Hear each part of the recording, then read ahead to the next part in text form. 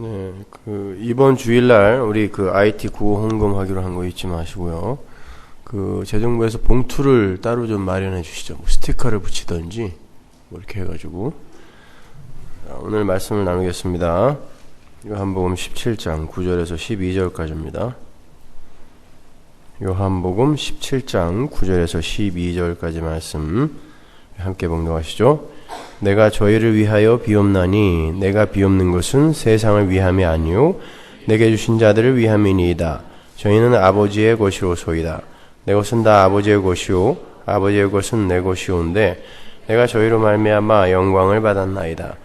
나는 세상에 더 있지 아니하오나 저희는 세상에 있었고 나는 아버지께로 가옵나니 거룩하신 아버지요 내게 주신 아버지의 이름으로 저희를 보존하사 우리와 같이 저희도 하나가 되게 하옵소서. 내가 저희와 함께 있을 때에 내게 주신 아버지의 이름으로 저희를 보존하와 지켰나이다. 그 중에 하나도 멸망치 않고 오직 멸망의 자식뿐이오니 이는 성경을 응하게 함이니이다. 아멘. 비도 이렇게 많이 오는데 집에서 부침개나 붙여서 TV나 좀 보시지 뭐하러 여기까지 이렇게 오셨어요, 그래? 아주 극성이셔가지고.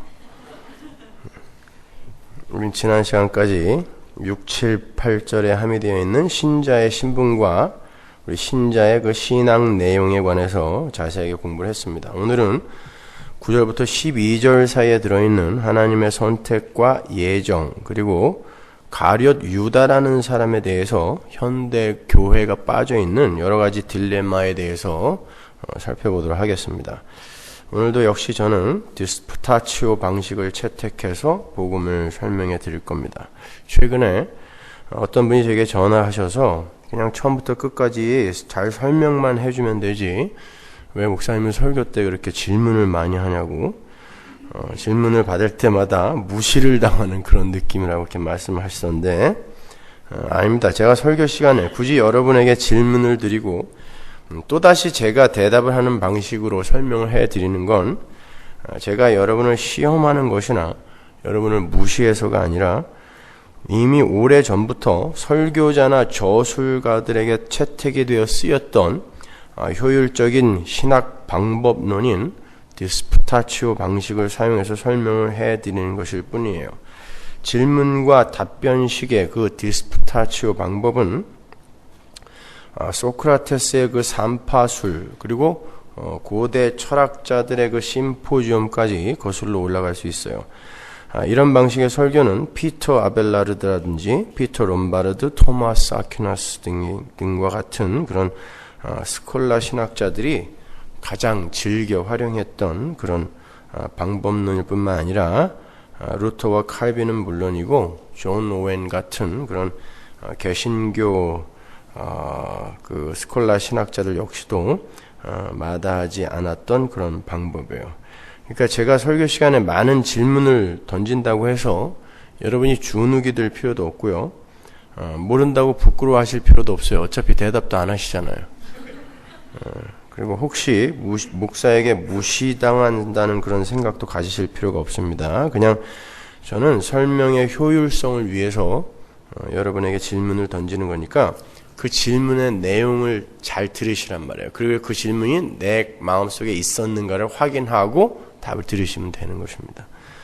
오늘 본문을 보시면 하나님은 세상 속에서 당신의 백성들을 구별시켜서 예수님께 주었고 멸망의 자식은 이미 결정이 되어 있다라는 그런 하나님의 선택과 예정에 관한 내용이 나와요.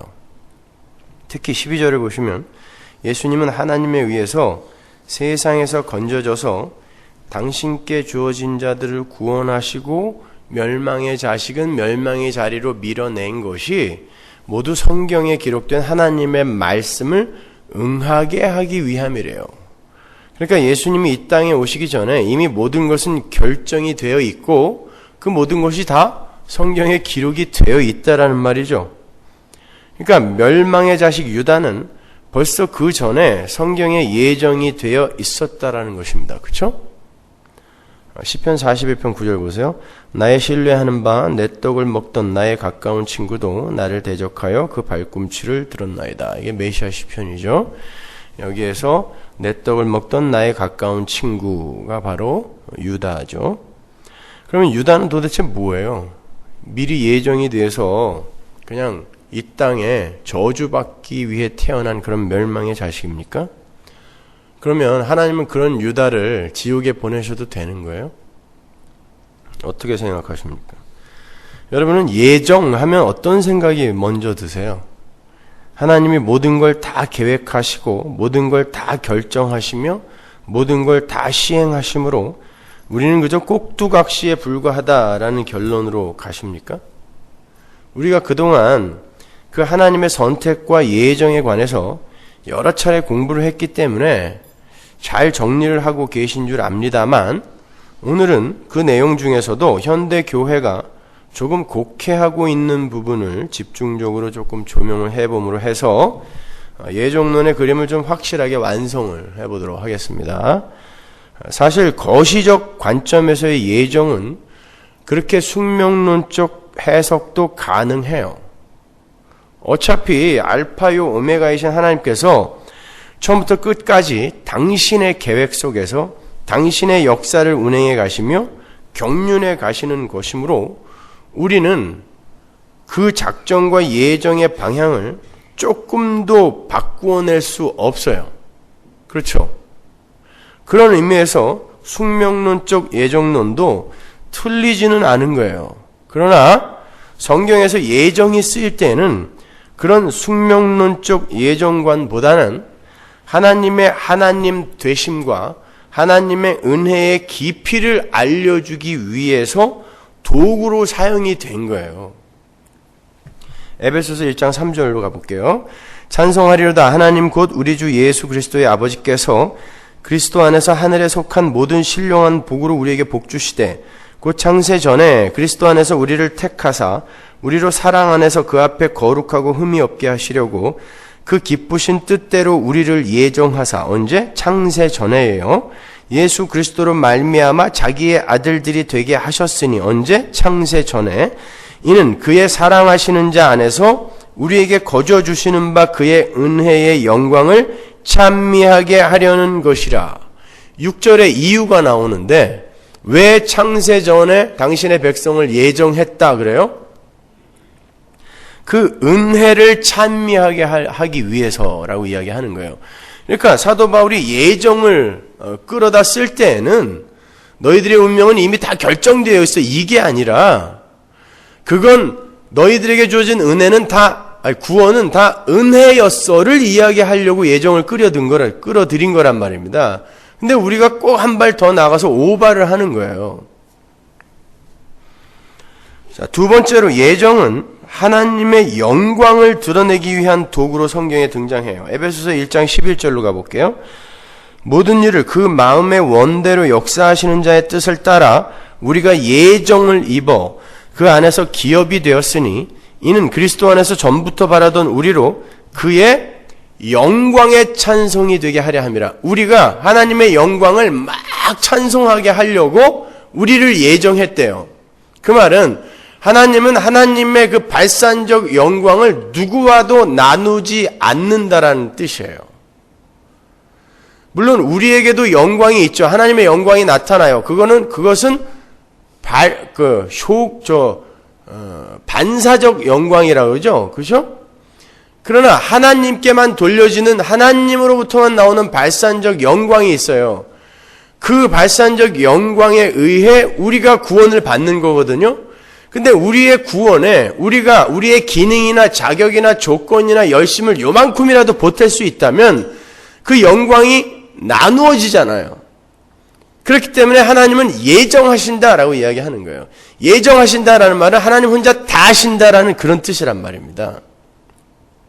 그래서 사도 바울이 예정을 끌어다가 쓰는 거예요.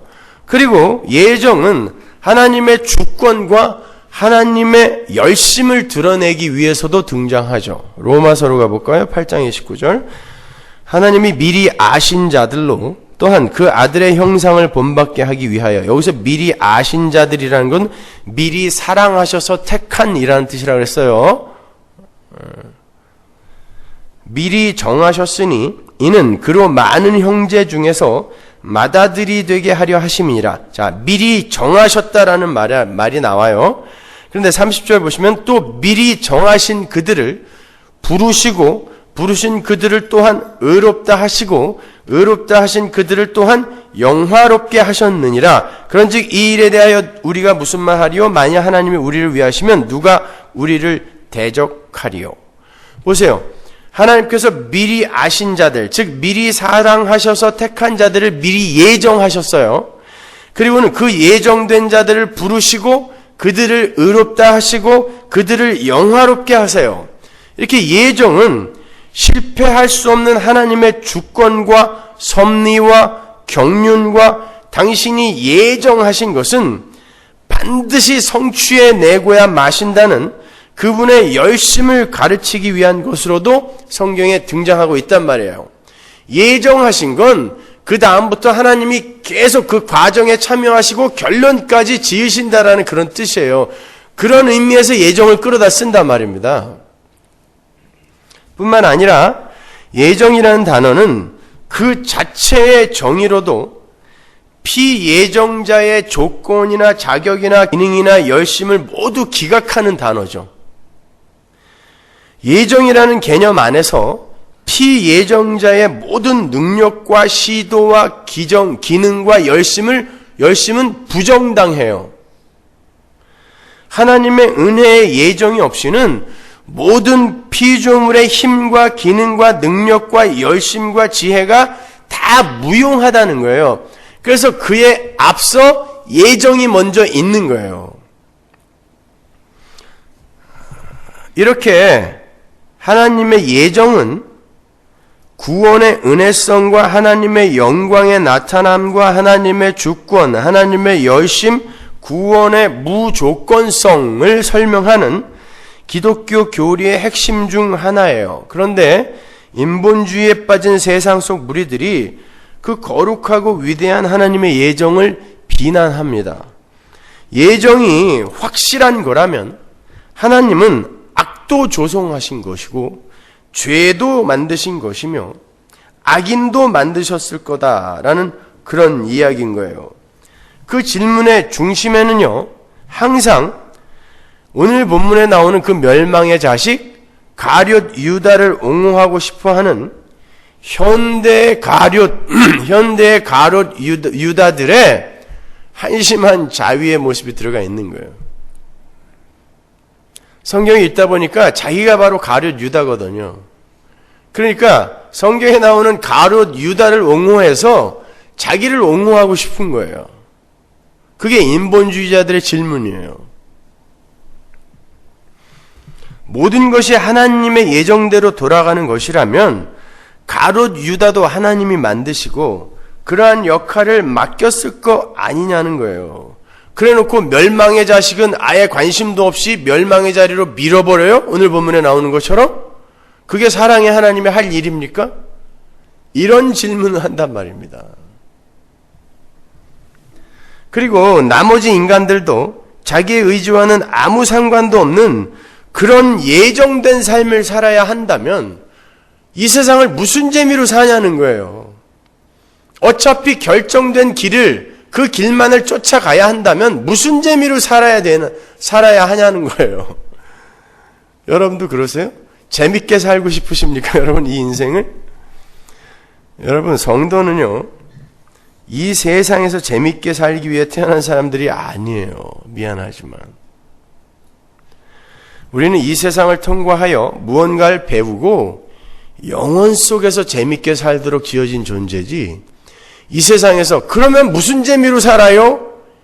이런 질문을 할 수 있는 존재가 아니란 말입니다. 무슨 재미로 살아요? 예수 믿는 재미로 살지. 그 재미 말고 다른 재미는 전혀 없어요. 성도에게. 이 세상의 모든 재미가 진짜 재미가 아니구나라는 것을 깨달아가는 게 성도의 삶이기 때문에 여러분은 이 세상에서 재밌게 사시면 안 돼요. 세상은 끊임없이 많은 재미들을 우리에게 제시합니다. 영화, 개그, 연극, 취미, 레저, 여러 가지 재미들을 우리에게 선사하는데 실상은 그것이 그냥 한 번 놓는 마취제요 진통제라는 것을 우리가 깨닫고 가는 것이 우리의 인생이지, 여러분은 이 세상에서 그런 것들로 재미를 얻으면서 이 세상을 재밌게 사는 사람들이 아닌 거예요. 그건 세상 사람들이나 그렇게 재밌게 사는 거예요. 그렇게 이 세상에서 재밌게 살고 싶은 사람들이 이런 질문을 하죠. 하나님은 당신도 들어올릴 수 없는 바위를 만드실 수 있나? 그렇다 그러면, 아니 그러면은 하나님도 못 드는 바위가 있다면 하나님은 전능한 분이 아니네, 이렇게 꼬투리를 잡고요. 없다 그러면, 거봐 하나님도 못하는 게 있지, 이렇게 꼬투리를 잡아요. 여러분은 어떻게 그 질문에 대답하시겠습니까? 하나님은 전지전능하신 분이에요. 근데 하나님이 못하는 게 있어요? 그 단어 그대로 우리가 해석을 하면 전지전능이라는 건 하나님은 뭐든지 다 하실 수 있어야 되잖아요. 그리고 성경에도 나오잖아요. 근데 하나님이 못하는 게 있나요? 있습니다. 하나님은 죄를 못 짓습니다. 하나님은 악을 행하지 못하세요. 하나님 못하는 게 있어요. 하나님이 전지전능하다는 건, 하나님이 이 역사 속에서 당신이 계획하신 일, 당신 백성들의 구원, 하나님 나라의 완성을 그 누구로부터도 방해받지 않는다라는 의미에서 전지전능하다는 거지, 모든 걸 다 할 수 있다라는 그런 말이 아니에요. 하나님은 죄를 못 짓습니다. 하나님은 악을 행치 못하세요. 여러분 잘 생각하셔야 돼요. 그 죄와 악이라는 단어는 엄밀히 말해서 우리가 하나님에게 적용할 수 있는 개념이 아니에요. 뭐 하나님을 향해서 죄의 조성자라는 등, 악의 조성자라는 등, 하나님이 악인을 만드셨다라는 등, 그런 말은 우리가 할 말이 아닙니다. 거기에서 그 죄와 악을 누가 판단한 거예요? 인간 스스로가 판단한 거 아닙니까? 이게 죄인데 왜 하나님이 이걸 하냐고. 하나님이 그거 죄 아니야 라고 하시면 어떡할 거예요? 왜 하나님은 유다를 만드셨어요? 당신 죄를 조성했네요? 근데 하나님이 아니야, 그건 내 뜻이고 내 계획이야, 그래서 죄 아니야. 죄가 뭡니까? 하나님의 뜻에 어긋나는 모든 관역을 벗어난 사고와 행위를 죄라고 하는데, 하나님에게 어떻게 죄라는 단어가 적용이 돼요? 그건 우리가 만들어낸 거예요. 하나님에게는 죄와 악이라는 개념을 적용할 수가 없어요. 하나님이 노아의 홍수로 전 세계 모든 기식하는 것들을 다 물에 빠뜨려 죽였을 때, 하나님 당신 죄졌어요 라고 누가 항의할 수 있었습니까? 애써 쌓은 바벨탑 몽땅 무너뜨리고 언어까지 다 나누어버리고 야구르지 했을 때, 그때 누가 하나님 당신 죄졌습니다 라고 할 수 있어요? 아니잖아요. 하나님이 천사를 보내서 아수르 군사 18만 5천 명을 단칼에 다 죽여버렸습니다. 그 죄잖아요. 18만 5천 명을 하루아침에 죽이면 그 집단 학살 아닙니까? 그런 도덕과 윤리와 사회법은 우리 인간이 만들어 놓은 거란 말입니다. 인간이 그 짓을 했을 때는 인간이 인간을 향하여 너 죄졌다라고 이야기할 수 있어요. 그러나 하나님이 그 어떤 뜻이 있으셔서, 계획이 있으셔서 일을 하셨을 땐 그게 죄가 아니라 말입니다, 여러분. 그런 의미에서 하나님은 죄와 악을 절대 저지를 수 없다라고 말씀드리는 거예요. 그렇다고 해서 우리가 우리의 관점에서 죄와 악으로 규정해 놓은 그런 일을 하나님이 안 하신다는 말은 아니란 말입니다. 그걸 잘 분별하셔야 된다라는 거예요. 하나님은 집단 학살 하신다니까요. 거짓말 하라고 거짓말 시켜요, 사무엘 같은 사람한테. 나라 팔아먹으라고 가서 살살 꼬셔요, 라합한테. 우리의 관점으로 봤을 때 그거 죄잖아요. 그러나 하나님에게는 그게 죄요 악이 아니라 말입니다, 여러분. 따라서 하나님의 시간대인 영혼을 사는 성도들도 함부로 도덕과 윤리의 잣대로 사람들을 정죄하거나 판단하시면 안 돼요. 그 속에 하나님의 뜻이 있을 수가 있습니다. 그러나 그 일로 인하여 그의 영혼이 피폐해지고 파괴될 것 같은 그러한 말씀을 근거로 하여 그러한 판단이 든다면 권고해주고 고쳐주고 이끌어줘야죠.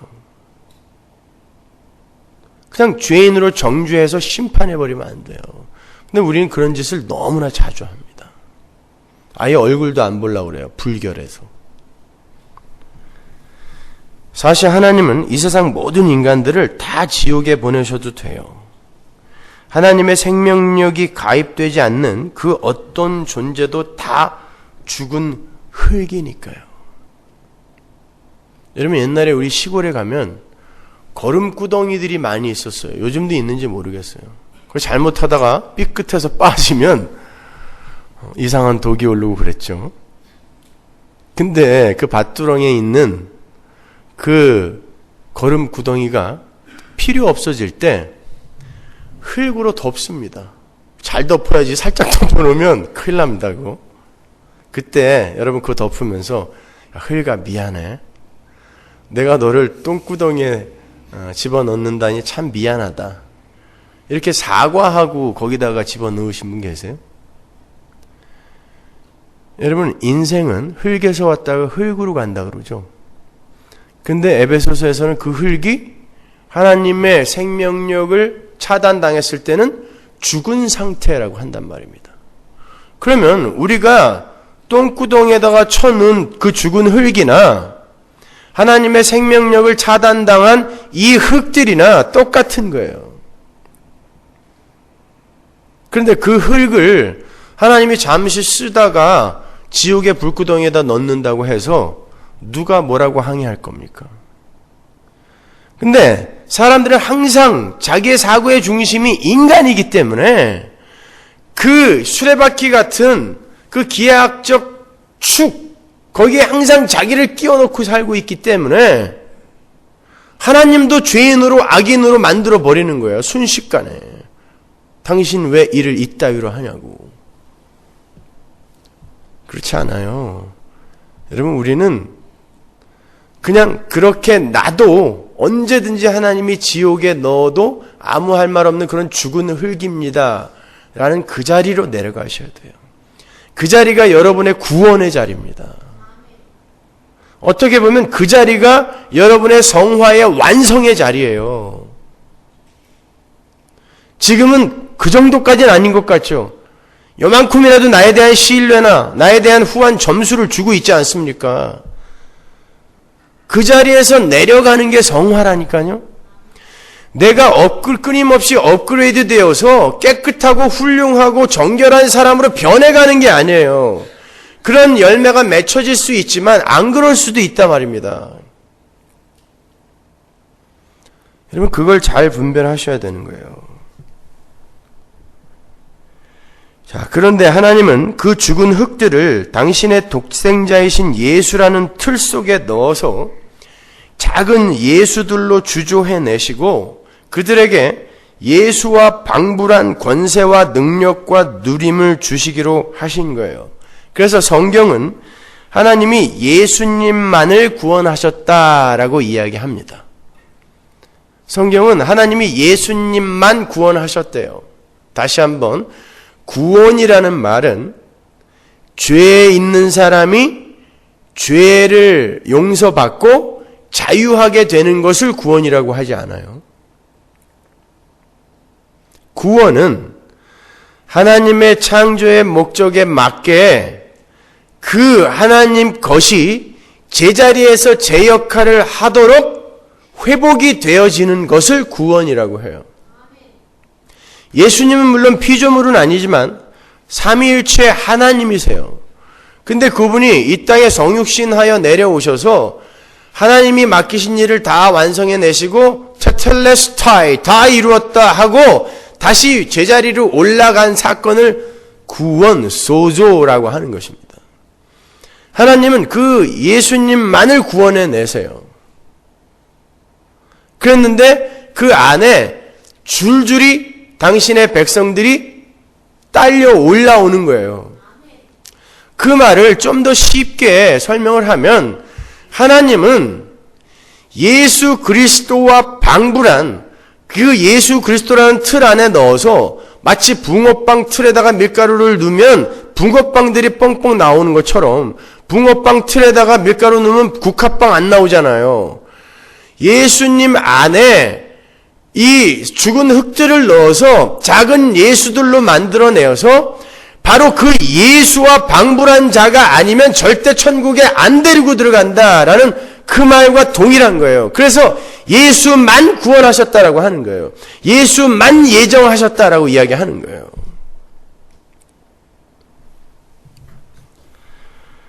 자, 하나님은 엄밀히 말해 우리 성도를 선택한 게 아니에요. 하나님은 예수님 한 분만 선택하시고 예정하십니다. 그런데 그 예수님 속에 우리가 들어가 있는 거예요. 하나님께서 당신의 백성들을 택하시고 예정하신다라는 그런 말씀은 신명기에서 구체적으로 등장합니다. 신명기 7장 6절 보세요. 너는 여호와 내 하나님의 성민이라. 내 하나님 여호와께서 지상 만민 중에서 너를 자기 기업의 백성으로 택하셨나니 여호와께서 너희를 기뻐하시고 너희를 택하심은 너희가 다른 민족보다 수요가 많은 연고가 아니라 너희는 모든 민족 중에 가장 적으니라. 여호와께서 다만 너희를 사랑하심을 인하여 또는 너희 열조에게 하신 맹세를 지키려 하심을 인하여 자기의 권능의 손으로 너희를 인도하여 내시되 너희를 그 종되었던 집에서 애굽 왕 바로의 손에서 속량하셨나니. 하나님이 이스라엘이라는 상징적인 교회를 상징하는 무리죠. 이스라엘이라는 그 상징적인 하나님의 백성을 택하신 이유, 예정하신 이유를 뭐라 그러죠? 네 조상에게 맹세한 나의 말, 언약 때문에 라고 이야기해요. 그러면 그 조상에게 맹세하신 그 언약은 어떤 언약? 당연히 이스라엘의 조상인 아브라함의 언약이겠죠. 그렇죠? 거기 한번 볼까요? 창세기 22장 16절. 가라사대 여호와께서 이르시기를 내가 나를 가리켜 맹세하노니. 또 나오죠. 이 맹세라는 단어가 나온단 말이에요. 맹세하노니 내가 이같이 행하여 내 아들 내 독자를 아끼지 아니하였은즉 내가 내게 큰 복을 주고 내 씨로 크게 성하여 하늘의 별과 같고 바다의 모래와 같게 하리니 내 씨가 그 대적의 문을 얻으리라. 또 내 씨로 말미암아 천하 만민이 복을 얻으리니 이는 내가 나의 말을 준행하였음이니라 하셨다 하니라. 똑같은 맹세라는 단어가 나오는데 이 창세기의 맹세에는 씨라는 독특한 단어가 나와요. 하나님께서 씨라는 단수를 써서 씨를 약속하시는데 그 씨는 하늘의 별과 같고 바다의 모래와 같은 복수이기도 해요. 자, 이거는 우리가 하늘의 예루살렘, 땅의 예루살렘 이렇게 나누어서 뭐 하가와 누굽니까? 아브라함의 아내 이름이 사라? 알아요. 한번 물어본 거예요. 그런 쉬운 거는 그냥 대답을 잘 하시네. 네? 하가와 사라와 이렇게 나누어서 그 자손을 하늘의 예루살렘, 땅의 예루살렘 이렇게 나누잖아요. 그 이야기가 여기에서 하늘의 별처럼 바다의 모래처럼으로 나누어지는 거예요. 아브라함의 후손은 믿음의 후손들도 있는 반면에 이스라엘처럼 육적 후손들도 있는 거죠. 그렇죠? 그러나 하나님의 백성은 하늘의 별과 같은 사라의 자손들인 거예요. 약속의 자손들. 그 이야기를 하는 거죠. 우리는 갈라디아서 3장 16절에서 그 씨가 예수 그리스도라는 것을 수차례 확인한 바 있어요. 그 씨는, 그 자손은 하나 예수 그리스도다라고 이야기를 하죠. 그렇죠? 그러니까 지금 하나님이 선택한 건 예수 그리스도 한 분이에요. 그 그림을 베드로는 이렇게 그려줍니다. 베드로전서 1장 20절. 그는 창세전부터 미리 알리신 바 된 자나 이 말세에 너희를 위하여 나타내신 바 되었으니. 표준 세 번역이 잘 번역했어요. 한번 볼까요? 이 그리스도께서는, 예수는 세상이 창조되기 전에 예정되고 이 마지막 때에 여러분을 위하여 나타나셨습니다. 물론 이 예정은 그분의 오심에 관한 예정을 가리키기도 하지만 하나님의 선택에 관한 예정도 포함하고 있는 거예요. 예수가 창세 전에 예정되었어요. 하나님에 의해 예정되었어요. 선택되었어요. 예수만. 이 세상 그 누구도 아무런 조건과 자격을 가질 수 없어요. 의인은 없나니 하나도 없어요. 하나님의 은혜를 떠나 이 땅에 죽은 흙으로 존재하는 모든 존재는 절대 하나님 나라 들어갈 수 없어요. 예정 안에 들어갈 수가 없어요. 그래서 하나님은 당신의 독생자, 독종자인 예수님 한 분만 예정하신 거예요. 선택하신 거예요. 그리고는 그분 안에서 그 장성한 분량까지 어떠한 무리를 만들어서 걔네들만 데리고 하나님 나라에 들어가는 거예요. 근데 요걸 설명하기 위해 죄인들, 타락, 악, 여러 가지 불순종 이런 것들을 들어서 또 마귀 이런 것들을 들어서 설명을 해 주시는 것일 뿐입니다. 거기에 여러 가지 소품들이 쓰여지는 거예요. 언제든지 똥구덩이에 쓸어 넣어도 아무런 불평을 할 수 없는 죽은 흙들이 하나님에 의해 잠시 살아나 소품으로 쓰이다가 돌아가는 것입니다. 있어야 할 자리로. 그래서 이 역사와 우주의 중심은 바로 하나님의 백성들이라고 이야기를 하는 거예요. 하나님은 여러분들에게만 관심이 있다니까요.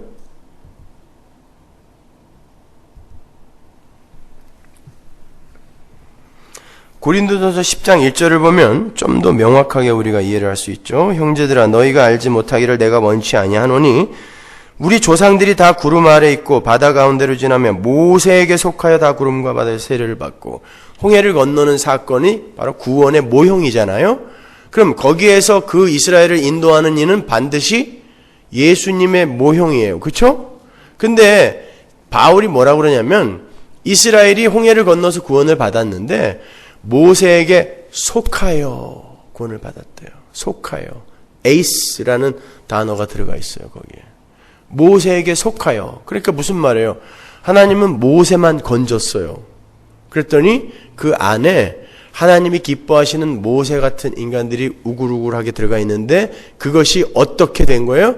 은혜로. 바로 이 은혜의 이야기를 하는 것입니다.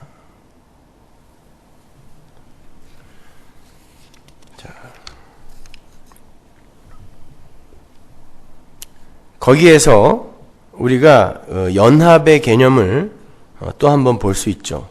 그 연합이라는 개념은요, 개체성과 그 개별성을 소유한 각 개체가 보편적인 하나가 되는 아주 신비한 현상이에요.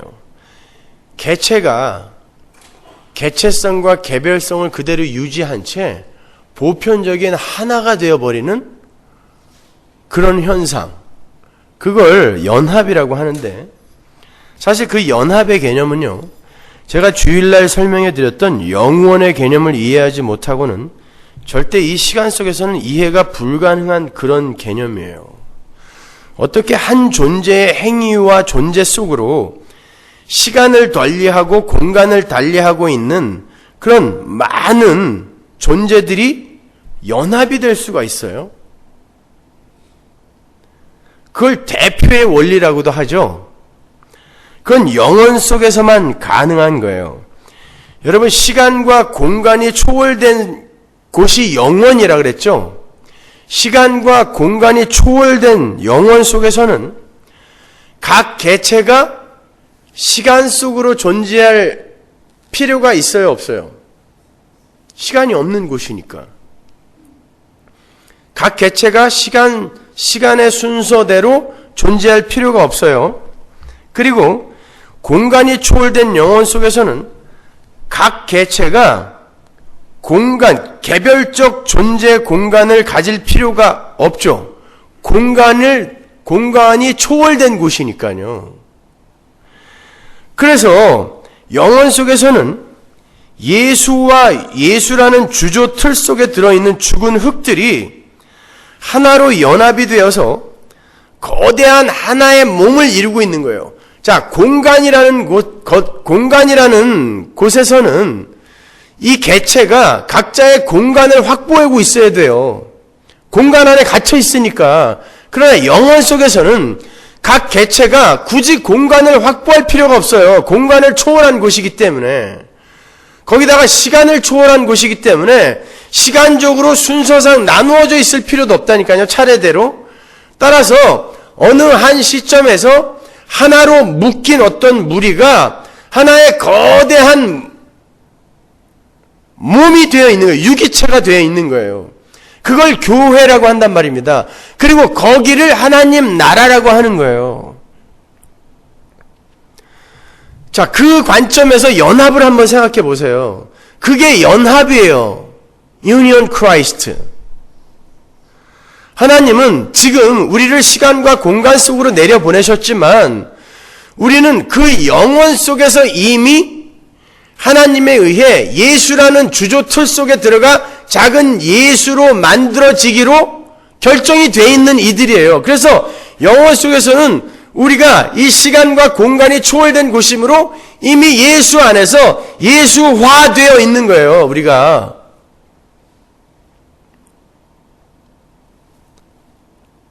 그렇기 때문에 우리는 지금 예수님과 한 몸이다라고 이야기를 하는 것입니다. 영원을 이해해야 이해가 가능한 말인 것이죠. 여러분은 예수와 한 몸이에요. 그래서 존귀한 분이에요.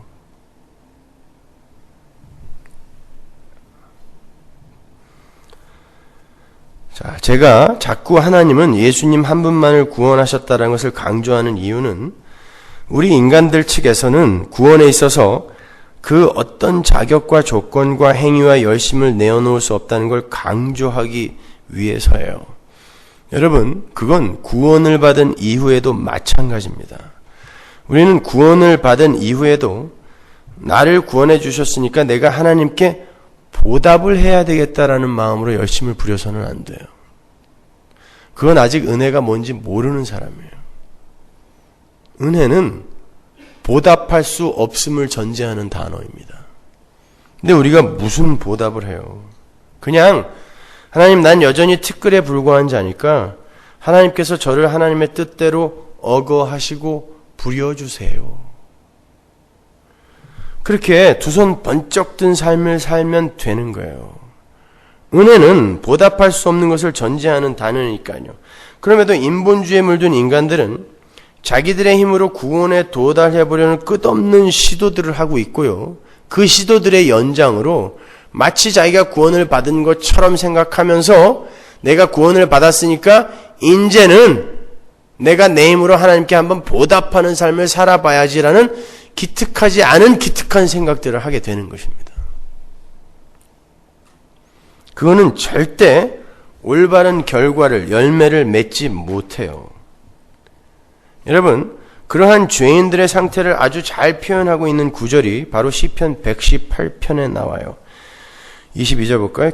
건축자들의 버린 돌이 집 모퉁이의 머릿돌이 되었나니 이는 여호와의 행하신 것이요 우리 눈에 기이한 바로다. 이날은 여호와의 정하신 것이라 이날에 우리가 즐거워하고 기뻐하리로다. 여러분, 건축자라는 말이 성경에 많이 나오는데 건축하면은 생각나는 게 뭐가 있어요? 얼른 생각나는 거. 가인의 에녹성 건축, 사람들의 바벨탑 건축, 이런 건축, 창세기에 나오는 건축이 있죠, 그렇죠?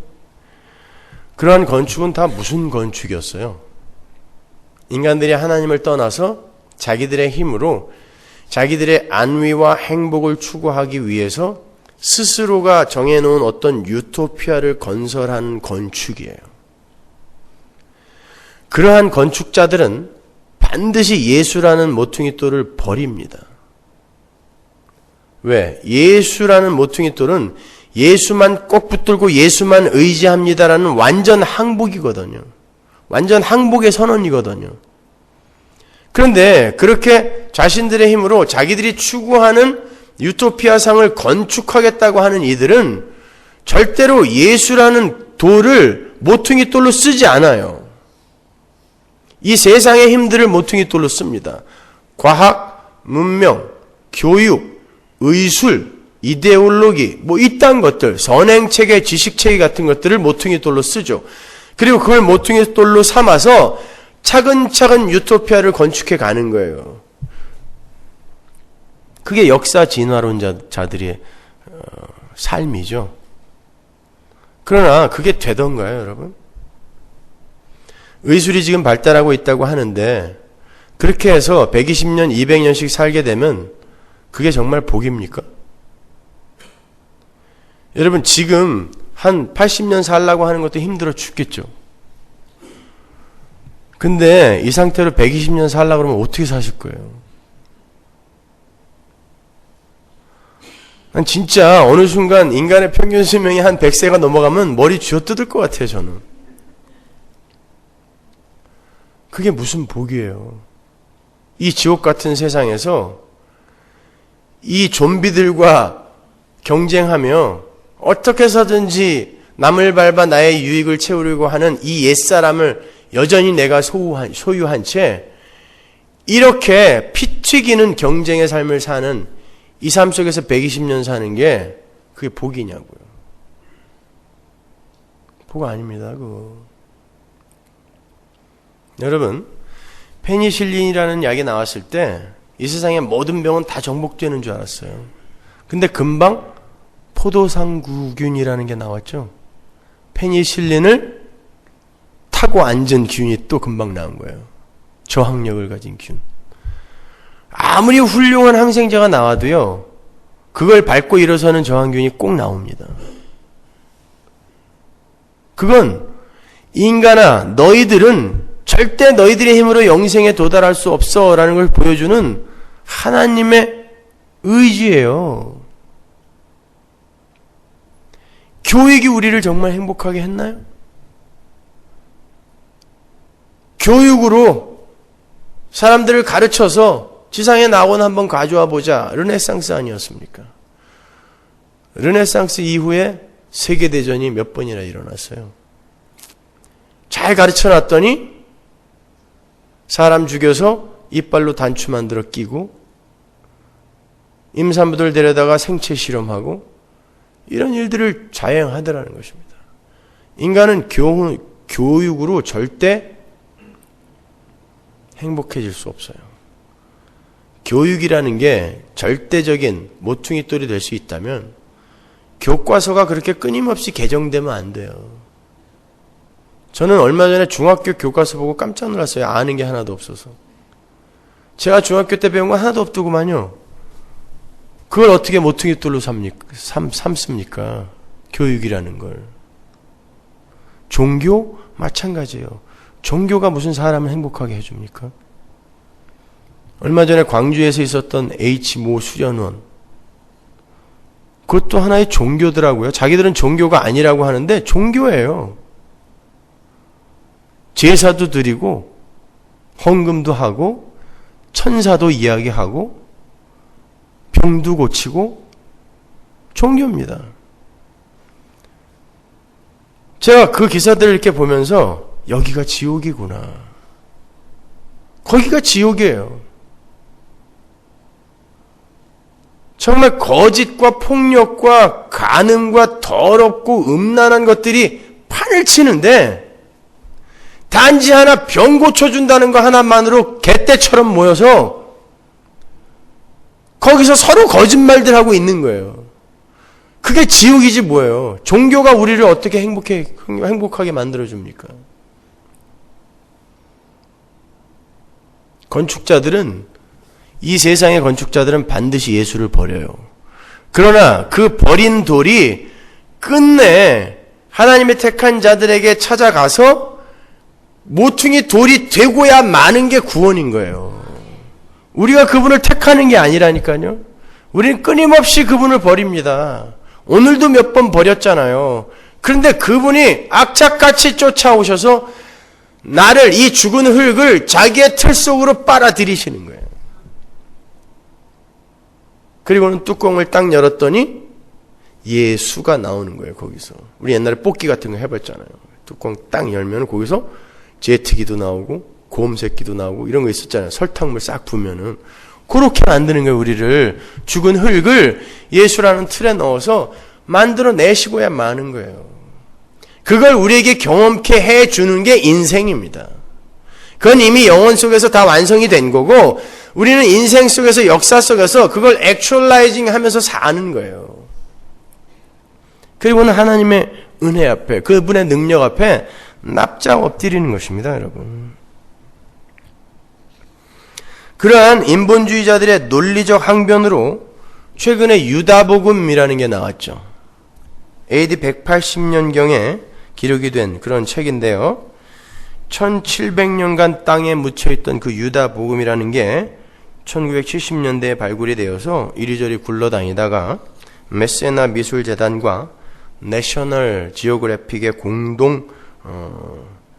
공동의 열심으로 복원이 되고 번역이 되어 세상에 나왔어요. 저는 사실 그걸 읽어보고 굉장히 많이 실망했어요. 야, 미혹을 하려면 좀 더 논리적으로 좀 더 풍부한 것으로 미혹을 하지 이따위 것을 어떻게 기독교를 미혹하려고 유다복음이라는 걸 들고 나왔냐. 읽어본 분 계시죠?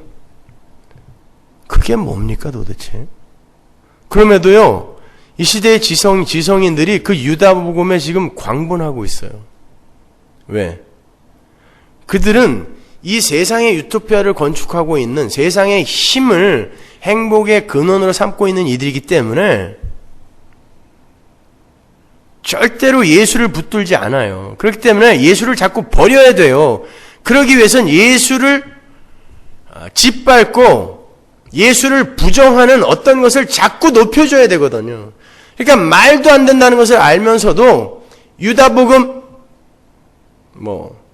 다빈치 코드 이런 것들을 높이 올려놓고 있단 말입니다.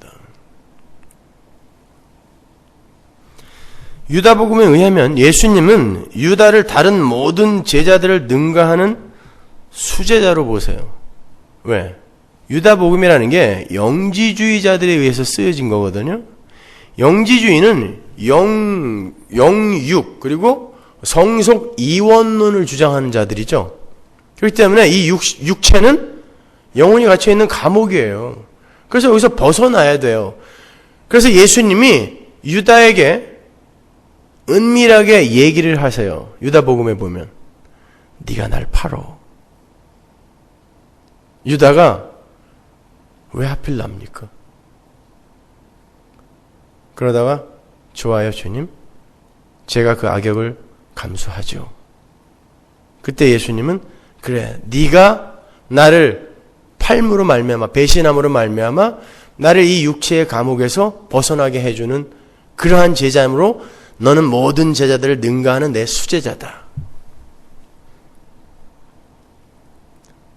여러분이 들으시기에 이게 미혹될 만한 내용입니까? 근데 어떻게 세상이 여기에 미혹되고 있을까요? 영지주의라는 것은 초대교회 때부터 끊임없이 기독교를 농락했던 거예요. 근데 그게 지금까지도 내려오고 있습니다. 유다복음에서 유다는 영웅이에요. 자신의 희생을 감수하고 예수를 자유롭게 풀어준 영웅. 절대 악인이 아니에요. 어떠세요? 이 시대의 유다들의 아주 기가 막힌 자기 합리화가 벌써 AD 180년에 자행되고 있다라는 것을 못 느끼시겠어요?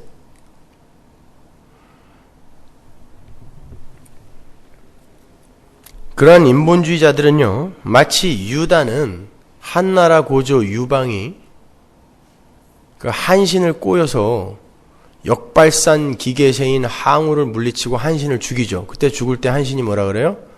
토사구팽 그러고 죽었단 말이죠. 그렇게 토사구팽 당한 거라고 생각해요. 그렇잖아요. 당신이 예정하고 작정해놓고 실컷 써먹어놓고 자살시켜서 죽인 거 아니에요. 인본주의자들의 관점에서 보면. 그렇지 않아요, 여러분. 유다는 하나님의 은혜를 입지 못한 마귀의 세력의 특징을 그대로 보여주는 상징적인 인물이에요. 실존하는 인물이기도 하지만 그 실존하는 인물이 담고 있는 메시지와 내용이 있단 말입니다. 다윗이 실존하는 인물이었고 한 개인으로 살았지만 그 안에 메시아라는 내용을 담고 살았던 것처럼 모세가 한 개인으로 살았고 그의 삶을 살았지만 메시아의 삶을 그대로 밟아 산 것처럼 유다도 한 개인이었고 그는 분명히 죄를 지은 사람이었지만 그 안에 메시지와 내용을 담고 있었던 사람이었단 말이에요. 근데 그 메시지와 내용이 뭐냐면 하나님의 그 은혜를 떠난 존재들의 특징과 결국 그것을 그대로 보여주고 간 거예요. 그게 유다입니다. 그래서 유다가 하나님에 의해 예정이 될 수밖에 없는 거예요. 우리 주일날 살펴봤잖아요. 내가 멸망할 진노의 그릇을 오래 참음으로 참고 있는 게 너희들한테 무슨 해가 되냐? 멸망의 그릇. 우리가 오늘 본문에서 본 멸망의 자식 같은 단어란 말입니다. 그걸 하나님이 준비했대요. 멸망의 자식을 예정하셨다는 거예요. 하나님이 만드셨다라는 것입니다. 왜? 교회에게 뭔가를 설명해 주기 위해서요. 사실 아담 이후로 이 세상에 태어나는 모든 인류는 전부 가룟 유다예요. 아니, 지금 여러분과 저도 가룟 유다예요. 왜? 내 안에 있는 새 사람의 삶보다는 그 이전의 옛사람의 삶을 더 많이 살고 있잖아요, 우리는요. 따라서 우리는 가룟 유다예요, 지금도. 그래서 우리는 교회의 완전한 탄생, 오순절 성령 강림 이전에 가룟 유다가 목매달아 죽은 것처럼 우리의 이 가룟 유다를 나의 완전한 완성 앞에 완전한 이 옛사람의 죽음을 목적지로 하여 계속 죽여가고 있는 거예요. 그걸 설명해 주기 위해서 유다가 등장하는 것일 뿐입니다. 그래서 여러분은 그걸 잘 이해하시고 계셔야 되는 거예요.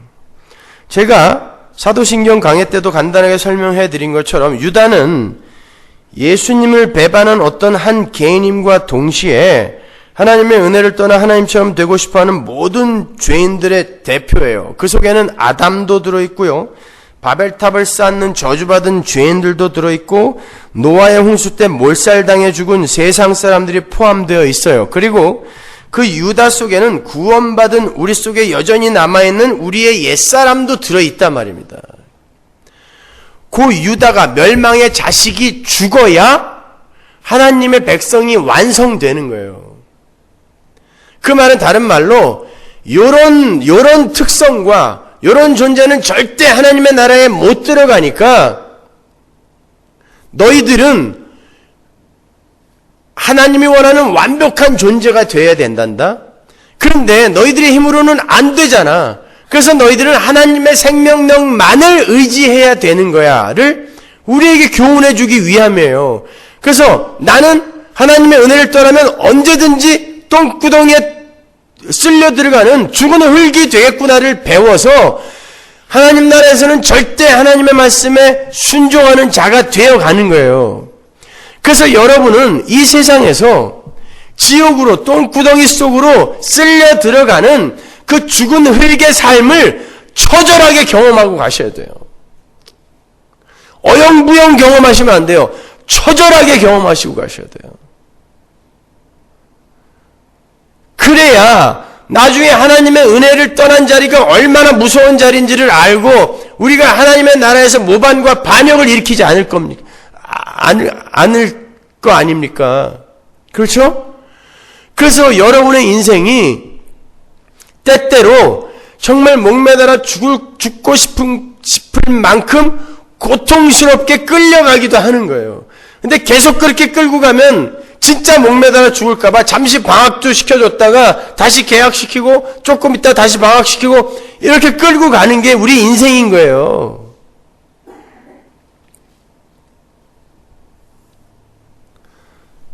근데 거기에다가 계속 방학만 시켜달라고 그러는 거 아니에요. 계속 방학만 하다 보면요, 나중에 시험 보면 빵점이에요, 심판대에서. 여러분, 이 세상에서 배우셔야 돼요. 우리 아이들 계약할 때 진짜 개 끌려가듯 학교 가두면요, 한 3주 쉬고 학교 가는데, 우리 둘째는 학교를 불지르고 싶대요.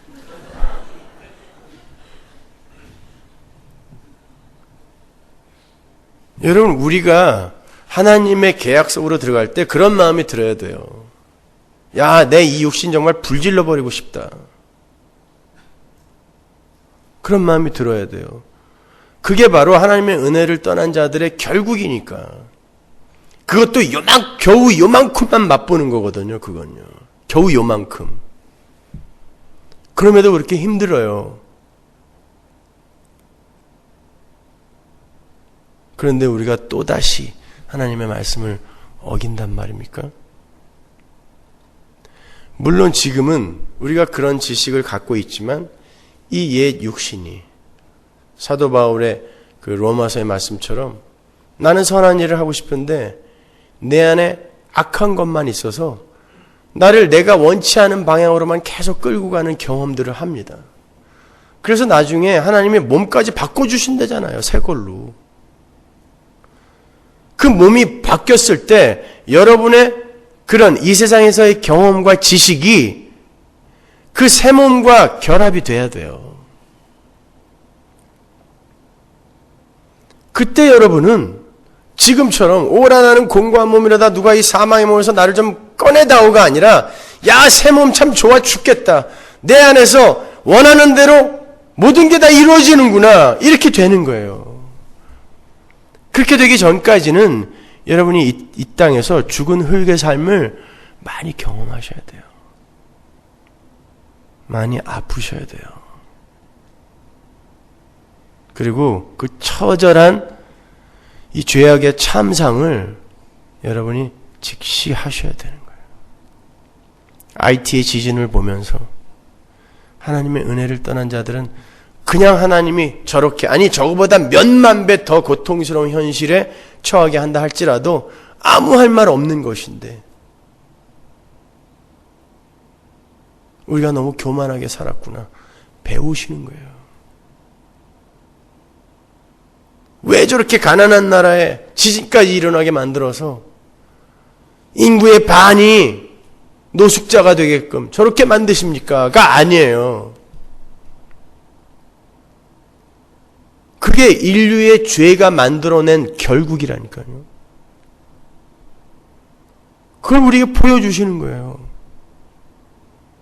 아니 그럼 IT에서 그 지진 때문에 죽은 사람들은 어떻게 돼요? 그 안에는 하나님의 백성이 없었을까요? 있었을 것입니다. 근데 여러분이 왜 걱정하세요? 그분들 천국 갔는데. 그게 별로 못마땅한 거죠. 천국이 가기 싫은 거예요. 그러니까 아니 그들은 무슨 죄가 있다고 이렇게 빨리 데려가냐.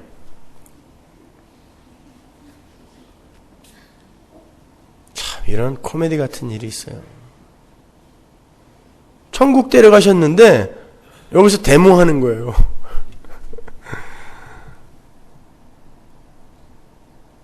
나머지는 가룟 유다와 같은 본보기로 쓰여지는 것입니다. 아니 모든 인간은 존귀한데 어떻게? 아니라니까요. 죽은 흙은 절대 존귀하지 않아요.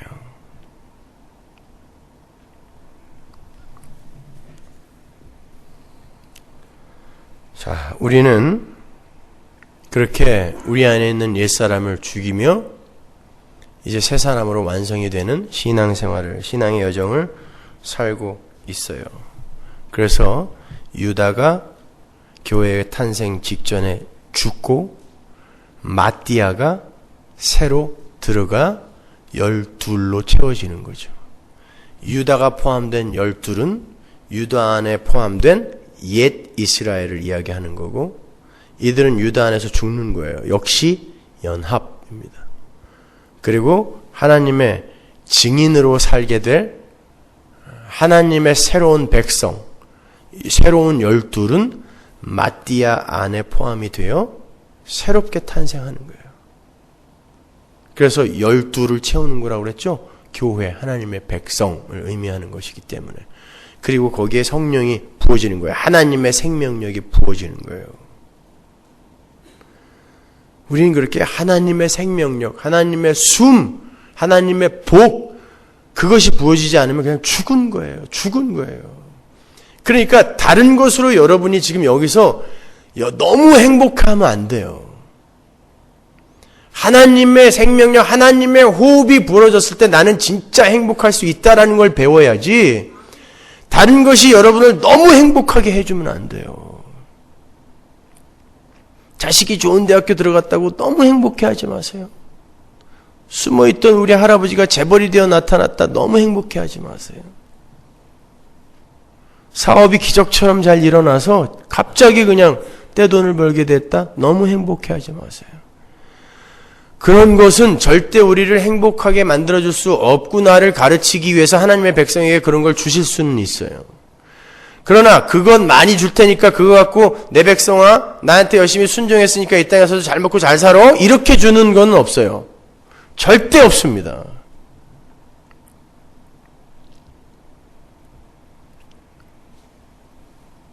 그러니까 여기서 여러분은 재밌게 살 생각하지 마시라는 거예요. 단지 교회가 모였을 때 하나님 나라의 그 비밀을 이야기하고 하나님 나라의 백성의 삶을 이야기할 때 그때 끓어오르는 행복이 있어야죠.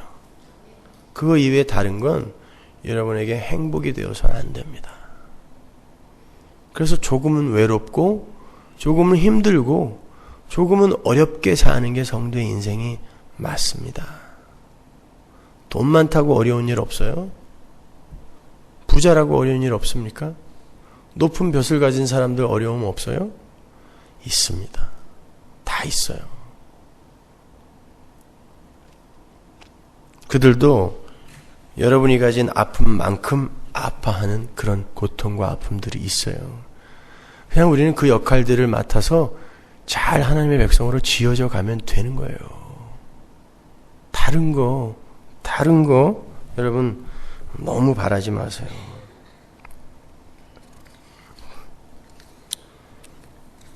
자, 그래서 이 세상 마지막 때에도 이제 멸망의 자식이라는 것이 죽는 일로 세상이 심판이 되고 끝나는 거예요. 오늘 본문에 나오는 그 멸망의 자식이 어디에 나온다고 그랬어요? 데살로니가 후서 2장 3절에 똑같이 한 번 더 나와요. 거기 한번 볼까요? 누가 아무렇게 하여도 너희가 미혹하지 말라. 먼저 배도하는 일이 있고 저 불법의 사람 곧 멸망의 아들이 나타나기 전에는 이르지 아니하리니. 이건 지금 마지막 때거든요. 그런데 보세요. 배도하는 일, 배반자 유다야. 그리고 멸망의 아들, 멸망의 자식, 똑같은 말이에요. 유다. 그게 나와야 이제 마지막 때다라고 이야기를 해요. 그러니까 요 이야기는요, 창세기부터 요한계시록까지 계속 반복되는 주제예요. 여러분, 아담이 범죄했을 때 하나님이 찾아오시는데 그 하나님이 찾아오시는 날이 어떤 날이라 그랬죠? 서늘한 날에, 날이 서늘할 때에 그러죠. 욤 루아흐라는 말이거든요. 욤 루아흐는 주의 날이라는 뜻이에요. 그날은 신약에서는 항상 심판의 날이잖아요. 아담이 죄를 짓자 하나님의 심판의 날에 하나님의 심판이 임하는 거예요. 그리고는 그 옛 아담을 죽여버리는 것입니다. 그리고 새로운 아담으로 만들어주는 거예요.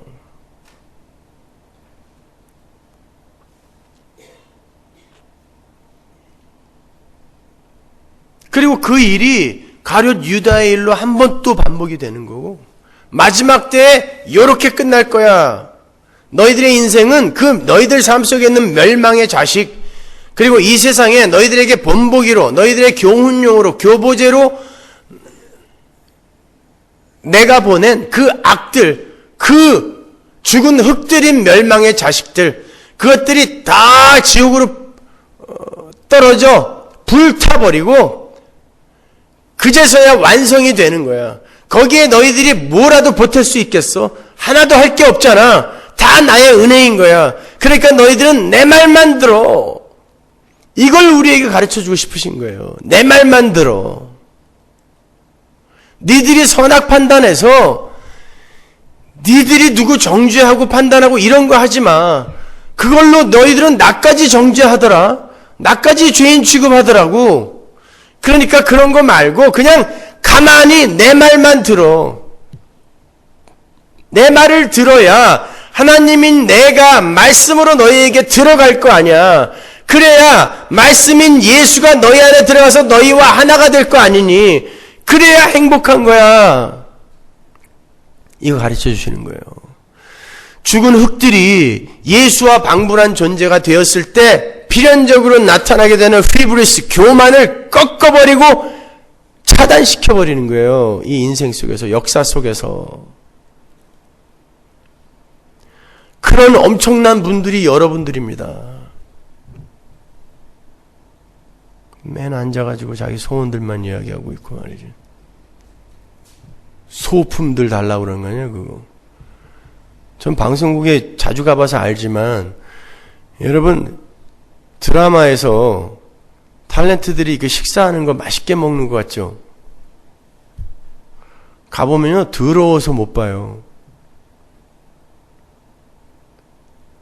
음식을 하는 사람이 있긴 있는데 드라마 촬영이 시간대로 착착 진행이 안 되잖아요.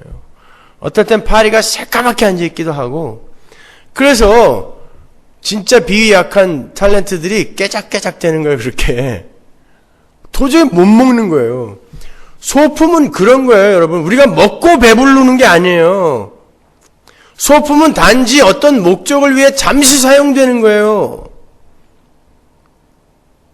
근데 그 팔이 덕지덕지 앉은, 잠깐 쓰고 버리려고 만들어 놓은, 그냥 모양만 이쁘게 만들어 놓은 그런 소품들을 그냥 열심히 끌어 모아다가 집에다가 쌓아 놓으면 그 집이 열린 무덤 되는 거예요. 썩은 내만 풀풀 나는.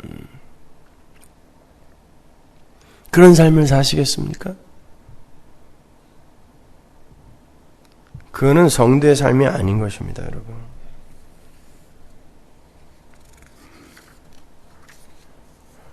자, 그렇게 멸망의 자식 유다가 하나님의 은혜를 떠난 자들의 전형이요, 상징으로 등장한 인물이라면 그의 삶의 특징들을 살펴보면 우리가 어떠한 삶을 경계해야 하는지를 알 수 있겠죠. 먼저 유다는 돈에 집착을 한 사람이었어요. 한번 볼까요?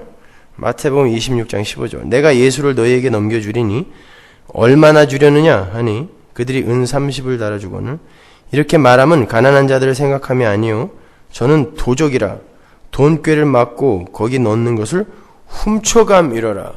물론 예수님의, 그러니까 유다가 예수님을 배신한 것은 돈 때문만은 아니었어요.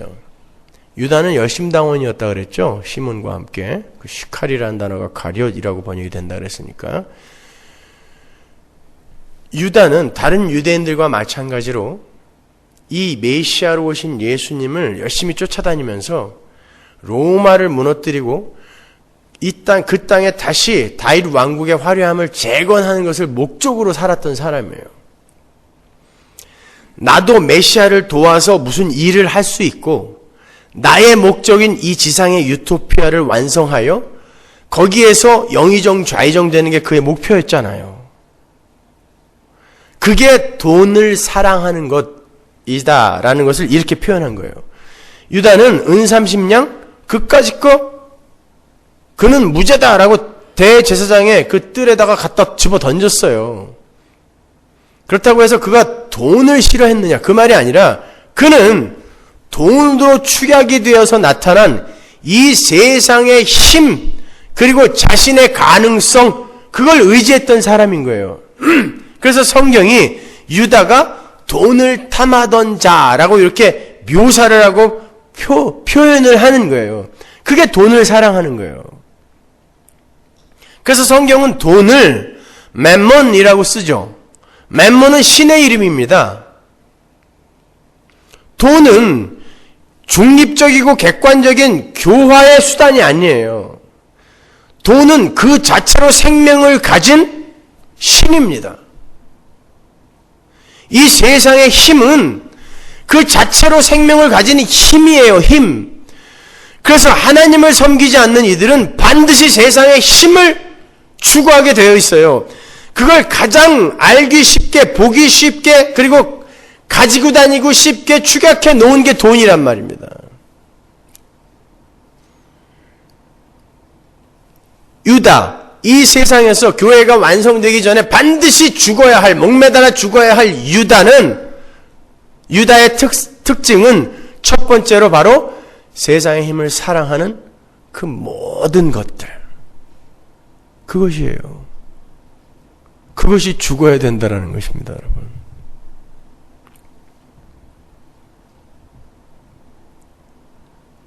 근데 우리는 그걸 달라고 하고 있잖아요, 오히려. 그러니까 참 이게 문제인 거예요. 여러분, 돈은 하나의 종교입니다. 만문이라는 신을 섬기는 종교예요. 돈은, 신앙은요, 사람을 순교하게 하죠. 돈도 사람을 순교하게 합니다. 힘이 있어요. 돈 자체가 신이라니까요.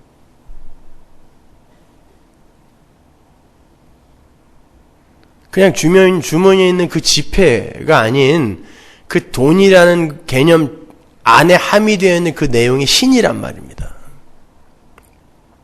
그래서 예수님이 재물과 맴몬과 하나님을 동시에 섬길 수 없다라고 한 거예요. 여러분, 유다가 예수님을 파는 그 순간까지 예수님을 뭐라고 불러요? 랍비라고 부릅니다. 다른 제자들은 그것과 대조하여 주님이라 그래요. 유다라는 존재는 우리 예수님의 로드십을 부정해버리는 거예요. 흔들어버리는 것입니다.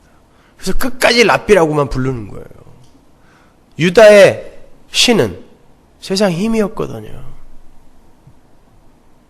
유다 그러니까 자꾸 그 나쁜 놈 그러지 마시고 우리가 지금 그러고 있잖아요. 그게 죽어야 된다니까요. 그래야 교회가 완성이 되는 거예요. 성령이 오셔서 하는 일이 바로 그거란 말입니다. 마띠아로 대표되는 새로운 12를 창조해내는데 그 전에 유다가 반드시 죽어야 된다니까요. 그렇게 자기 부인 십자가가 우리 신앙의 삶이어야 돼요. 예전에 대선 때 민노당 권영길 총재가 살림살이 좀 나아지셨습니까? 그래갖고 그게 유명한 말이 됐죠. 여러분 행복하십니까? 살림살이 좀 나아지셨습니까? 어떤 개그맨이 요즘 그거 갖다가 써서 히트를 치고 있던데. 살림살이 좀 나아지셨습니까? 그랬더니 많은 이들이 야, 저 사람은 나를 굉장히 생각해 주는구나. 그래서 표를 많이 줬어요. 여러분 살림살이 좀 나아지셨습니까? 성도는 여러분 왜 살림살이가 나아져야 됩니까?를 물어야 돼요. 여러분 왜 여러분의 살림살이가 나아져야 된다고 생각하세요?를 물어야 돼요. 그러면 여러분 정말 행복하실 것 같습니까?를 물어야지. 세상 사람들과 똑같이 여러분 살림살이 좀 나아지셨습니까? 내가 그렇게 해드릴 수 있어요. 이게 교회의 메시지여서는 안 된다니까요. 두 번째로 멸망의 자식 유다는 자기 희생이 아닌 자기 성취의 사람이었어요. 유다복음은요, 유다의 배신을 가리켜서 배반의 신비라고 부추겨요. 유다가 배반을 함으로써 구속사가 완성이 됐다라고 해서 배반의 신비. 그러나 유다의 희생은요, 자기 희생이 아니었어요. 그게 배반의 신비가 되려면 유다가 제물이 되어야 되는데 유다는 예수님을 제물 삼으려고 시도했다니까요. 그건 아니라 말입니다. 기독교는 제사장과 제물, 사제와 제물이 하나여야 되는 거예요. 그래서 예수님이 멜기세덱의 반차를 좇은 대제사장이면서 어린 양이신 제물이 되신 것입니다. 내가 희생이 되어 다른 이들의 유익을 구해주는 사제, 제사장의 역할을 하는 게 하나님 나라 백성들의 삶인 거예요. 유다들은 어때요? 이 시대의 유다들은 남을 희생시켜 내 목적을 이루려 하는 것이죠. 유다가 예수님이 그 엄정하기로 유명한 로마 법정에서 무죄 판결을 받고 그냥 자기의 메시아 사역을 열심히 하게 하려고 예수님을 배반했다고 하더라도 그거는 이유가 안 돼요. 그것도 역시 자기를 위한 거거든요. 마찬가지로 우리 안에 있는 유다, 바로 그 남을 희생하여 내 유익을 챙기려고 하는 그 내 안의 유다가 죽어야 되는 거예요. 마띠아가 서기 전에. 세 번째로 유다는 스스로가 자기 인생의 주인이 되어서 살았던 사람이죠. 혹자는 유다가 자살을 했기 때문에 지옥에 간 거라고 가르치기도 해요. 그럼 정말 그렇습니까? 자살하면 다 지옥 가나요? 만일 아버지가 화재 난 집에서 자기가 충분히 살 수 있는 그런 위치에 있었는데 자식들을 살려내느라고 뛰어들어가서 자기가 들어가면 분명히 죽을 걸 알아요. 뛰어들어가서 자식들을 구출하고 죽었어요. 그거 자살이라고 그럽니까? 강제구 소령처럼 정말 얼치기 신병이 수류탄을 떨어뜨렸어요. 가만히 있다간 다 죽을 판이에요. 그럼 나 혼자 죽자 해서 덮쳤습니다. 자살입니까? 예수님처럼 아예 이 땅에 죽기 위해 오셔서 죽은 이는 어때요? 얼마든지 자기의 힘을 발휘하여 안 죽을 수 있었던 분이에요. 12형 더 되는 천사들 불러서 안 죽을 수 있었던 분입니다. 근데 죽었어요. 자살인가요? 삼손, 눈먼 채로 그냥 연자맷돌 돌리면서 살면 돼요. 왜 가서 기둥은 무너뜨려갖고 같이 죽어요? 자살입니까? 자살이잖아요. 그냥 내 손 좀 여기다 놔둬. 이거 무너지면 자기 죽는 거 알아요. 자기가 밀었다니까요. 근데 왜 그가 히브리서 11장에 의인의 반열에 올라가 있습니까? 자살했는데.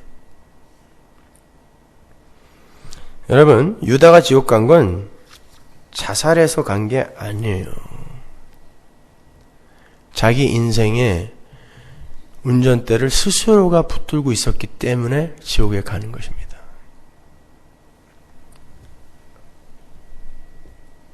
자살은 분명 삶에 책임 있는 선택이 아니에요.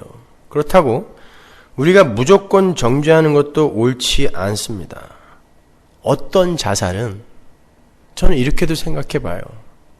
하나님의 은혜는 정말 하나님이 가장 미워하실 것 같은 이 행위도 덮을 수 있는 것이다를 보여주기 위해 허락하시는 자살도 있을 거라고 생각해요, 저는요. 하늘나라에 가보면 알겠죠. 우리는 이 땅에서 최진실이니 여러 탤런트들 혹은 기업인들 자살을 하면 아이고 다 지옥 갔을 거라고 혀를 찌찌거리는데 그렇게 단정하지 말잔 말이에요. 자살이 좋다는 거 아니에요. 그러나 우리가 하늘나라에 가서 봤을 때 하나님의 은혜는 이런 것조차 덮는구나. 너희들은 연약하여 이렇게 세상을 감당하지 못하고 그렇게 너희들 스스로 목숨을 끊을 수밖에 없는데도 불구하고 나는 은혜로 너희들을 건진 예수다를 보여주기 위해 허락한 자살이 있을 수 있을 거 아닙니까? 그러니까 함부로 다른 사람들의 자살을 그렇게 여러분이 판단해버리면 안 돼요.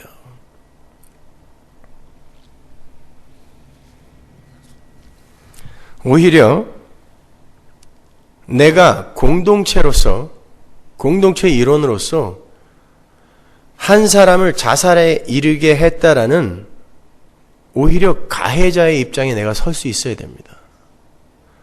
내가 도대체 어떻게 살았길래 내 주위에 있는 이들이 이렇게 스스로 목숨을 끊어갈까? 오히려 나를 돌아봐야지. 저건 자살했으니까 분명 지옥 갔을 거야. 그놈이 지옥 갈 거야 아마.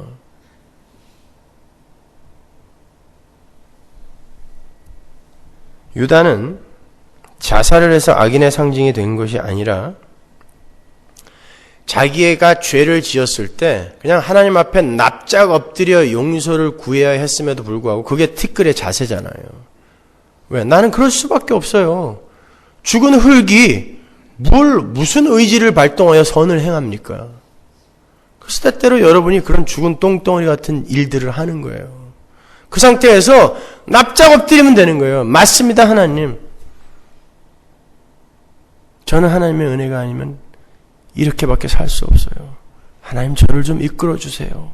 그리고 내려가야 되는데 장렬하게 내 죄는 내가 책임진다 그러고 지 맘대로 자기에게 형벌을 내려버렸어요.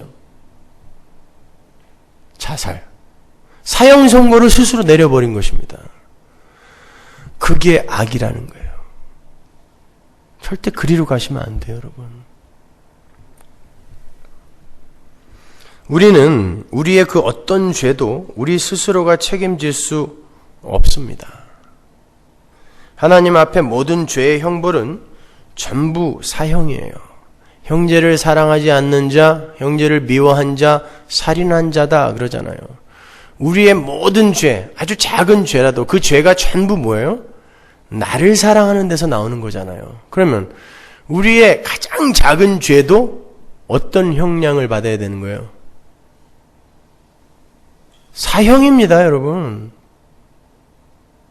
나를 사랑하느라고 짓는 게 죄잖아요. 그러니까 사형이에요, 다. 근데 그걸 자기가 어떻게 감당한다는 거예요? 우리는 예수님의 은혜 속으로 매일같이 그냥 숨어 들어가는 거예요. 베드로처럼 뻔뻔스럽게 하나님 제가 사랑하는 거 아시잖아요. 그리고 왜? 어차피 하나님 사랑은 내가 하는 게 아니에요. 하나님이 나를 만들어 가시는 거거든요. 베드로가 하나님을 사랑하려고 애를 썼어요. 나는 목숨 걸고 주님 배반하지 않는다고 애썼다니까요. 의지의 결단도 했어요. 근데 안 됐어요. 주님을 욕하며 저주하면서까지 부인하는 자기를 봤어요. 그러고 나니까 사랑은 내가 하는 게 아니구나 알게 되었어요. 갔습니다. 하나님 제가 사랑하는 거 아시잖아요. 무슨 말이에요? 하나님 사랑은 당신이 내게 만들어 주시는 거잖아요. 이 말인 것입니다. 여러분 우리는 그렇게 우리의 사랑하지 못함을 수시로 폭로당하면서 예수께 계속 가는 거예요.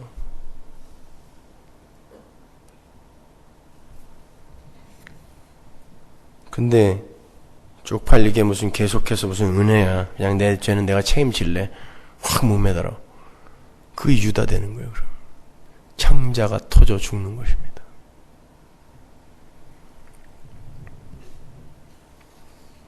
어떤 사람은 유다가 딴 사람이 아닌 예수를 죽였기 때문에 지옥에 가야 한다. 악인이다. 이렇게 이야기하는 사람이 있어요. 아닙니다, 여러분. 성경은요.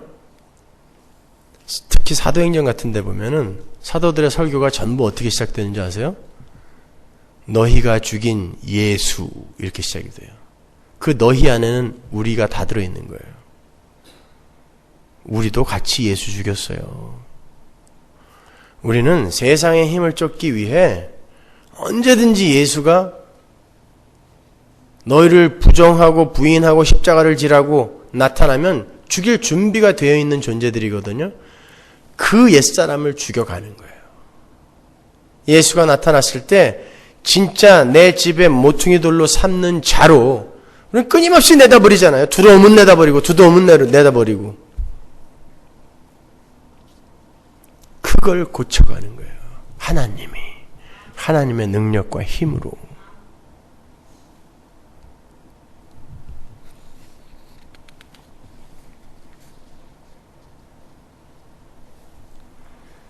성도는 회개를 한 사람을 이야기해요. 회개, 메타노이아라는 단어는요. 제 길을 가던 자가 잘못된 길을 들어섰을 때 다시 제 길로 유턴하는 걸 회개라고 하거든요. 근데요. 유다도 뉘우쳤어요. 아십니까, 여러분? 마태복음 한번 가볼까요? 27장 3절. 마지막 절이니까 한번 보세요. 때 예수를 판 유다가 그의 정죄됨을 보고 스스로 뉘우쳐 그 은 30을 대제사장들과 장로들에게 도로 갖다 주며 가로되 내가 무죄한 피를 팔고 죄를 범하였도다 하니 저희가 가로되 그것이 우리에게 무슨 상관이 있느냐 네가 당하라 하거늘 유다가 은을 성소에 던져놓고 물러가서 스스로 목매어 죽은지라. 참 얄밉죠? 대제사장들. 우리가 무슨 상관이냐? 네가 당하라. 그리고 그 유다의 뉘우침을 받아들여 주지 않았어요. 보세요. 유다가 내가 죄를 범하였다라고 뉘우쳤대요. 여기 쓰인 단어는요, 메타멜로마이예요. 메타노이하고 비슷한 말이지만 메타멜로마이라는 단어는 그 내적인 뉘우침의 정서, 잠정적인 동요를 가리키는 거예요. 여러분, 우리는 얼마든지 그런 동요를 일으킬 수 있어요. 내가 잘못했습니다. 난 뉘우칩니다. 나는 후회합니다. 여러분, 그걸 회개로 알고 계셨잖아요? 유다가 그 회개를 했다니까요. 눈물 펑펑 흘리면서 내가 무죄한 자를 팔았다. 내가 죄를 지었다. 나는 몰라. 네가 당해. 가서 목 매달아 죽었어요. 얼마나 가슴 아팠으면 목을 매달아 죽었겠습니까? 그처럼 진실된 뉘우침이 있어요? 그런데 그건 하나님 앞에서 카운트가 안 되더라는 거예요. 회개는 우리가 하는 게 아니에요. 하나님이 다른 길을 가는 자를 모가지를 잡아서 끌고 원래의 길로 돌려놓는 것입니다. 그 삶이 뭐예요? 자기 부인이라니까요. 십자가. 그걸 회개라고 하는 거예요.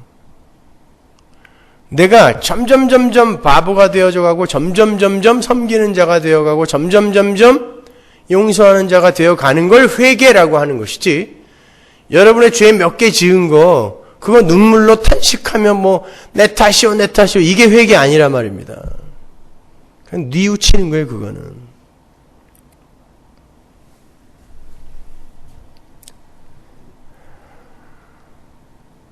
자, 이렇게 우리는 멸망의 자식에게서 나타난 특징들을 살펴봄으로 해서 우리 성도들의 삶의 지향점을 다시 한번 확인해 봤습니다.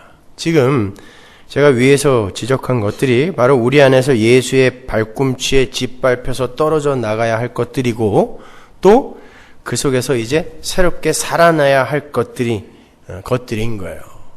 자, 멸망의 자식이, 그리고 긍휼의 자식이 하나님에 의해서 예정이 되었다라는 그 말이 어떤 의미인지 이제 좀 이해가 가십니까? 아담과 유다와 옛 이스라엘, 옛 사람, 이 모든 것들은 그냥 이 세상의 패러다임을 상징하는 상징물들이었던 거예요. 그러한 것들은 절대 하나님 나라에 들어갈 수 없음을 가르치시기 위해서 몇 가지 소품들이 역사에 등장했던 것입니다. 그래도 그들이 너무 불쌍하다느니, 그래도 하나님의 처사는 너무 불공평하다느니, 이런 질문이 아직도 마음에 드시는 분은 아직도 인본주의에 빠져 있는 분이에요. 요리하시는 분들 요리할 때마다 감자한테 물어봅니까? 오늘 너는 뭐가 되고 싶니? 카레를 만들어줄까? 감자탕을 만들어줄까?